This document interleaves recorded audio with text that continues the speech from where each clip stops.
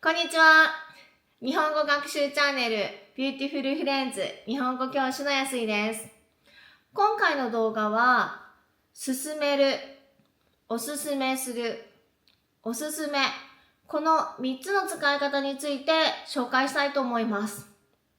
どうしてこの動画を紹介したいなというふうに思ったかというと、私の日本語のレッスンでよく皆さんの国で日本人に勧めたい料理は何ですか？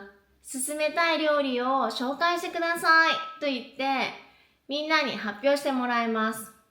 その時にこの勧めるという言葉を間違って使ってしまっていることがとっても多いので、どうしてかなと思って今回動画に撮ってみました。ここでの勧めるという意味は、自分の好きなことや自分が気になることを人に紹介するという意味で使っています。日本語のレッスンでみんな意味は分かってるけど使い方がちょっと間違うので、もったいないなといつも思っていました。ですから今日はその使い方について紹介します。それではいくつか例文を紹介していきます。まず、私が勧めたい料理はしゃぶしゃぶです。私が勧めたい料理はしゃぶしゃぶです。勧めたい料理。勧めたい料理。次に、私がおすすめしたい料理はしゃぶしゃぶです。私がおすすめしたい料理はしゃぶしゃぶです。おすすめしたい料理。おすすめしたい料理。他には、私のおすすめはしゃぶしゃぶです。私のおすすめはしゃぶしゃぶです。おすすめはしゃぶしゃぶです。おすすめはしゃぶしゃぶです。他には、しゃぶしゃぶが私のおすすめ料理です。しゃぶしゃぶが私のおすすめ料理です。おすすめ料理。しゃぶしゃぶが私のおすすめの料理です。しゃぶしゃぶが私のおすすめの料理です。おすすめの料理。おすすめの料理。最後は、友人に勧められてしゃぶしゃぶを食べました。友人に勧められてしゃぶしゃぶを食べました。勧められて、勧められて。今、正しい使い方を紹介しましたが、よく間違える使い方と合わせてもう一度確認していきましょう。私が勧めたい料理はしゃぶしゃぶです。よく間違えるのが、おすすめたい料理はしゃぶしゃぶです。と言います。これは使えません。これは、おすすめしたい料理はしゃぶしゃぶです。これだったら OK です。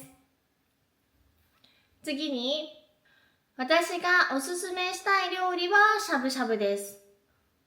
私がおすすめしたい料理はしゃぶしゃぶです。これは使えません。勧めしたいとは言えません。でも、勧めたい料理。勧めたい料理はしゃぶしゃぶです。これは使えます。そして、私のおすすめはしゃぶしゃぶです。私のおすすめはしゃぶしゃぶです。これは言えません。しゃぶしゃぶが私のおすすめの料理です。しゃぶしゃぶが私のおすすめ料理です。これは使えません。友人に勧められてしゃぶしゃぶを食べました。友人におすすめられてしゃぶしゃぶを食べました。これも使えません。このように少しまとめてみると、勧める、は、進めます。進めたいです。進められました。進める料理。このように使います。そして、を何々するで、おすすめします。おすすめしたいです。おすすめされました。